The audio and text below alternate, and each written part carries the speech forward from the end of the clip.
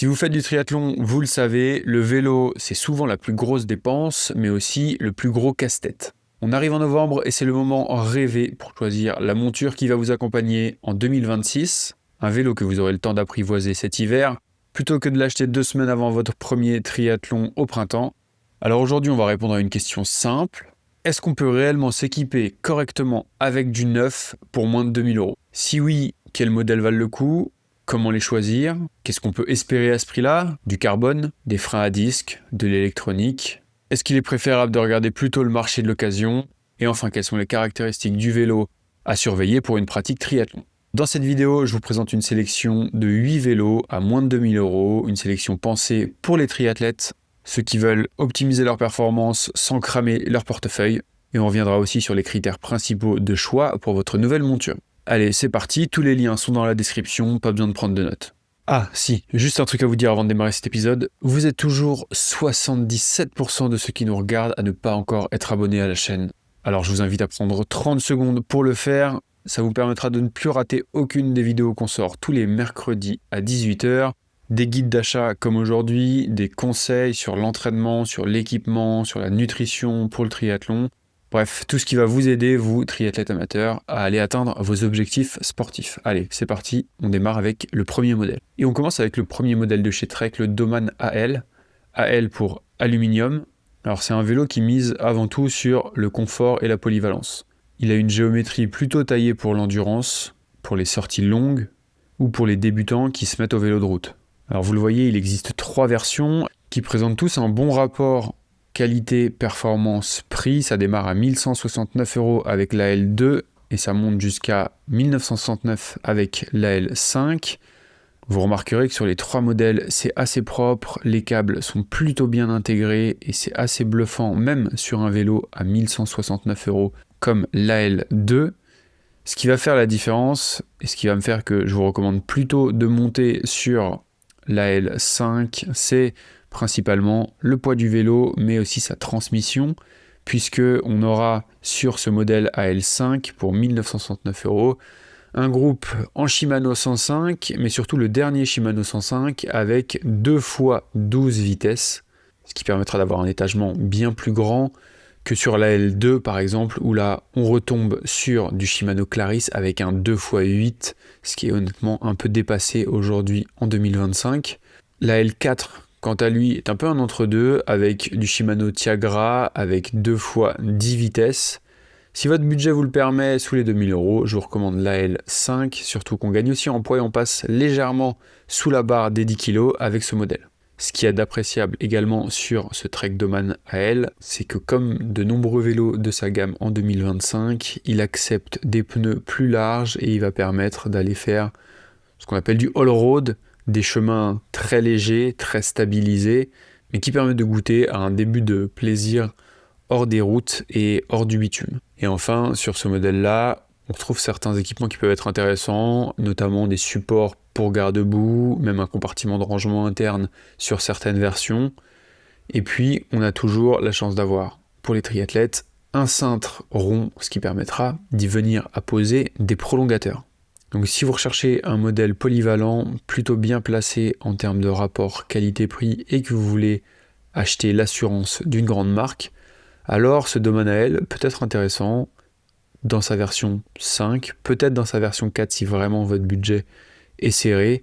Et on a là un vélo qui pourra largement vous accompagner sur tous vos premiers triathlons et vos longues sorties pour le préparer.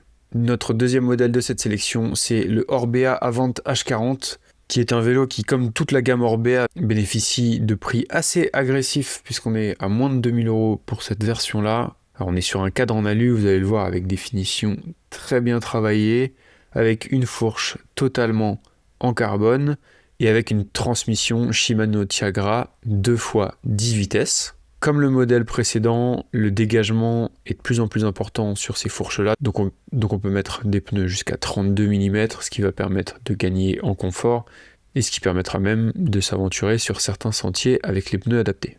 Là aussi, on retrouve une géométrie plutôt orientée endurance avec une position relativement redressée. La conception du cadre et la fourche carbone permettent en plus de filtrer les vibrations, et donc on a un vélo qui est très confortable sur longue distance. On a en plus le choix entre 3 coloris que je trouve personnellement assez réussis. Et côté budget, donc on est à 1834 €. On est donc plutôt dans la fourchette haute de ce qu'on va vous présenter, avec un équipement milieu de gamme, avec, comme je vous le disais, du Shimano Tiagra 2x10 vitesses. Et donc là aussi, on a un compétiteur franchement sérieux pour un budget contenu. On a là un vélo qui va vous accompagner facilement sur vos premières compètes. Et je dirais que le point fort, là, il est aussi sur le design, puisque l'alu est très propre, quasiment tout est intégré. On a le choix entre 3 coloris. Donc si vous êtes aussi sensible à avoir un joli vélo, et ça compte, ça aide aussi à se motiver à aller rouler dehors, vous pouvez vous tourner vers ce modèle de la marque espagnole. Et pour ce troisième modèle, on revient en France avec le Van Rysel NCR CF, CF pour Carbon Frame, un cadre carbone monobloc. Ce vélo-là est un peu plus polyvalent que les deux autres encore. Il est un tout petit peu moins orienté endurance, confort, pour gagner un petit peu en agressivité. Alors on n'est pas sur un produit totalement performance et sur un modèle totalement aéro, mais tout de même, on est sur une géométrie qui est un tout petit peu plus agressive que les deux modèles précédents. Alors vous le voyez, ce NCR CF il va se décliner en plusieurs modèles. Si on s'intéresse au modèle qui passe sous la barrière des 2000 €, on a celui-ci, le NCR CF Tiagra, qui existe donc en coloris lilas, mais aussi en coloris bleu et en coloris gris. Alors ce modèle-là est monté avec du Shimano Tiagra en 2x10 vitesses. Vous voyez, les finitions sont un petit peu moins travaillées que sur les autres modèles, mais ils présentent tout de même de gros avantages. D'abord, le cadre carbone, comme je vous le disais, à un prix défiant toute concurrence. Des roues de chez Mavic et un vélo qui dans cette gamme a un poids assez compétitif puisqu'il fait environ 9 kg en taille M. Le point fort également, c'est la disponibilité et le SAV assuré par Decathlon. Et il est intéressant aussi de mentionner ses grands frères avec un NCR qui existe en Shimano 105 et en SRAM Apex AXS, qui peuvent être des choix intéressants si vous avez un tout petit peu plus de budget, puisque ça vous permet de passer sur du 2x12 vitesses avec ce Shimano 105, de gagner encore un petit peu en poids puisque ce vélo-là pèse 8,75 kg et puis de passer sur une gamme de roues qui est bien supérieure avec des full chrome racing. Petit détour de l'autre côté du Rhin chez Canyon avec cet Endurace CF6, alors qui n'est pas le dernier modèle de la gamme chez Canyon, mais qui permet de bénéficier d'une belle remise. Un vélo à 1600 € pour une géométrie qui, elle, est aussi orientée sur le confort et, comme son nom l'indique, sur l'endurance. C'est une déclinaison CF, donc Carbon Frame. On retrouve là aussi donc un cadre 100% carbone. Un vélo qui pèse moins de 10 kg en taille M et qui est assez largement décrit comme un vélo hyper confortable. Alors vous le voyez, c'est aussi un vélo qui a été pensé pour l'endurance. On retrouve des rivets pour sacoche sur le top tube. On retrouve un dégagement de pneus jusqu'à 35 mm. Et en termes de transmission, c'est du Shimano Tiagra, donc le milieu de gamme, avec un 2x10 vitesses.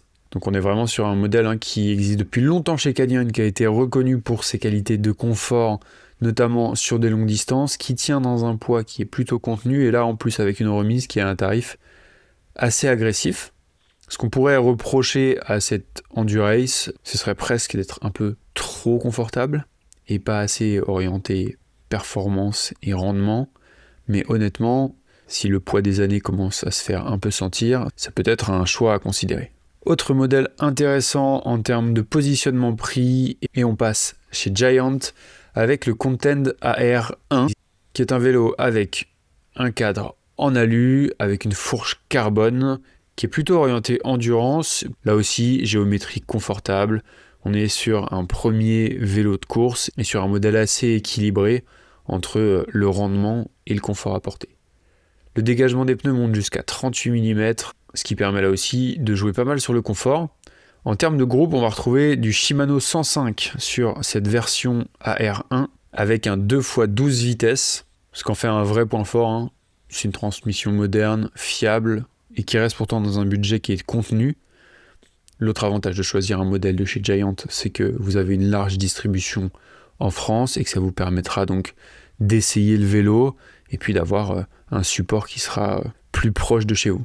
Et enfin, ce vélo-là, il pèse 9,5 kg en taille M et il est livré avec des roues de la marque de 25 mm. Vous l'avez vu, ce Content, il existe aussi en AR2, alors c'est un autre choix, moins cher si le budget vous l'impose. On y retrouve du coup du Shimano Tiagra, on descend donc un peu en gamme en termes de transmission, mais par contre, et ça c'est un avis très personnel, on retrouve une peinture qui est quand même magnifique pour un vélo de cette gamme-là. Et on revient un peu plus près de chez nous pour ce nouveau modèle, en tout cas un peu plus près de chez moi, puisqu'on arrive chez Sun, une marque basée en Loire-Atlantique avec son modèle Asphalt. Et dans cette gamme Asphalt, on va regarder le S3, qui est le modèle plutôt orienté endurance de la marque française. Et on y retrouve un cadre monobloc qui est conçu et assemblé en France, très compact, qui est livré avec un groupe un peu hybride. On a à l'avant du Shimano 105 et à l'arrière du Shimano Tiagra. En tout cas, on a du 2 x 10 vitesses sur ce vélo-là. Les roues viennent de chez Shimano, des RS 171, donc plutôt de l'entrée de gamme. Et on a un poids qui est quand même très très limité. C'est le premier vélo de cette sélection qui passe sous les 9 kg. Donc là, on a aussi un cadre qui est pensé pour l'endurance et le confort.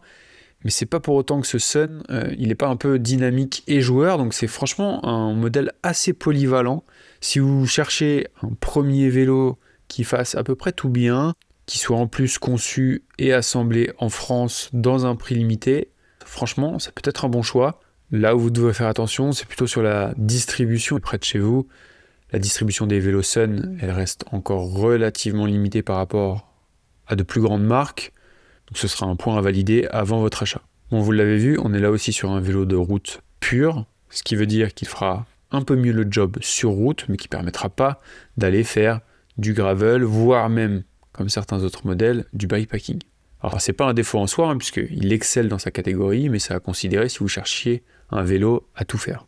Alors celui-ci, je suis prêt à parier que vous n'en avez jamais entendu parler, ni même de cette marque. C'est Hugo, notre spécialiste vélo, qui est allé dénicher ce Raymon Kirana, une marque allemande qui revient en France depuis quelques mois, et on retrouve là un vélo vraiment orienté course. C'est léger, c'est rigide, le confort est plutôt permis par des pneus assez larges, et franchement, l'esthétique, je sais pas ce que vous en pensez, mais moi je trouve ça hyper réussi. C'est plutôt bien intégré. On a la chance d'avoir un cadre carbone, donc très propre. Et il est en plus plutôt bien équipé avec du Shimano 105 2 x 12 vitesses et des freins hydrauliques. On est sur un vélo qui franchement a plutôt beaucoup d'arguments pour lui. Les inconvénients, ça va être que la marque fait son retour lentement en France et qu'elle est donc encore peu distribuée, que le tarif est légèrement au-delà des 2000 € puisqu'on est à 2049 € sur ce modèle-là. Mais si vous recherchez un modèle plutôt orienté performance dans cette gamme de prix, franchement, ce Raymon pourrait être une belle surprise. Et enfin, pour terminer, on arrive chez Cube, une marque toujours bien placée en termes de rapport prix-performance. Et avec cette gamme Attain, la marque cherche vraiment le meilleur des deux mondes entre la perf et le confort. Et notamment avec ce Attain Race qui est proposé dans différentes déclinaisons entre 1299 et 1799 €. Alors sur le modèle phare, le Attain C62 Race, on retrouve là un vélo totalement en carbone, équipé de Shimano 105 en 2 x 12 vitesses, lui aussi. Un vélo qui a été pesé à 2 kg et qui permet, comme toute la gamme, de mettre jusqu'à 32 mm sur les pneus et donc de gagner pas mal en confort.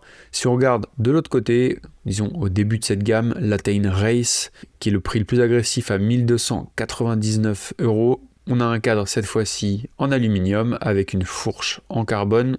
Il est équipé en Shimano Tiagra 2 x 10 vitesses et il est légèrement au-delà des 10 kg, mais ça reste franchement pour ce budget une vraie option à considérer.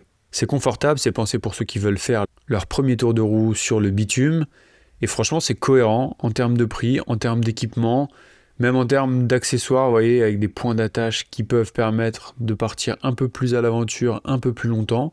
Franchement, c'est difficile à ce prix-là de faire mieux doté et mieux équipé. Alors, les composants restent plutôt d'entrée de gamme si on tire le prix vers le bas. C'est moins aérodynamique que certains modèles qu'on a pu voir par le passé. Mais franchement, si vous cherchez un premier vélo à tout faire, vous pouvez aller gratter dans cette gamme Attain de chez Cube. Franchement, il y a de belles opportunités à aller y chercher. Ça y est, on a fait le tour de ces 8 modèles. J'espère que vous trouverez votre bonheur parmi ceux-là. Maintenant, comment est-ce que je choisis mon modèle ? Le premier critère qui sera peut-être le plus évident, ça va être celui de votre budget. Certains sont légèrement au-dessus des 2000 €, d'autres passent largement sous les 1500, donc j'imagine que ça va être un premier critère de choix. Une fois que j'ai mis ça de côté, je vais me concentrer sur la géométrie du cadre. Vous l'avez vu, on a des cadres qui sont plutôt pensés pour le confort, l'endurance assez relevée avec une position assez haute. Ça va être très bien si vous commencez à ressentir le poids des années qui passent ou simplement si vous voulez faire des très longues distances. Et on a d'autres vélos, vous l'avez vu, plus orientés performance, voire même pour certaines compétitions. Troisième point d'attention, l'équipement et principalement la transmission qui sera dessus. Dans cette gamme de prix, ce qu'on peut trouver de mieux, c'est du Shimano 105 2x12 vitesses. C'est un très bon groupe, hyper fiable, qui a bénéficié en plus des technologies de ses grands frères chez Shimano. Donc là, vous pouvez y aller les yeux fermés.